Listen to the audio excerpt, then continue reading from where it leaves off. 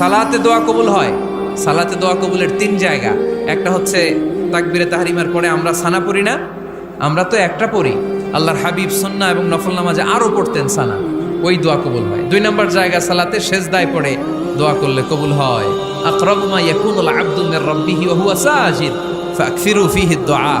বান্দা যখন সেজদায় লুটিয়ে পড়ে, বান্দা আল্লাহর সবচেয়ে কাছে চলে যায়। কিন্তু বিশ্বনবী বলে, সেজদাটা তোমার রবের কুদরতি পায়ের উপরে পড়েছে। সেজদায় পড়ে দোয়া করেন। সালাম ফিরানোর আগে বিশ্বনবী দোয়া করতেন, লা ইউসাল্লিমান্না আহাদুকুম হাত্তা ইয়াতাআওয়াযা মিন আরবা'a। আল্লাহর হাবিব বললেন, চার জিনিস থেকে পানাহ না আছে আমার কোন উম্মত যেন সালাম না ফিরায়। তারা যেন পড়ে, আল্লাহুম্মা ইন্নী আউযু বিকা মিন আযাবিল কবর, আউযু বিকা মিন আযাবি জাহান্নাম, আউযু বিকা মিন ফিতনাতিল মাহইয়া ওয়াল মামাত, আউযু বিকা মিন ফিতনাতিল মাসিহিদ দাজ্জাল। আল্লাহ কবরের আযাব থেকে বাঁচাও, আল্লাহ জাহান্নামের আগুন থেকে বাঁচাও, আল্লাহ জীবন মরণ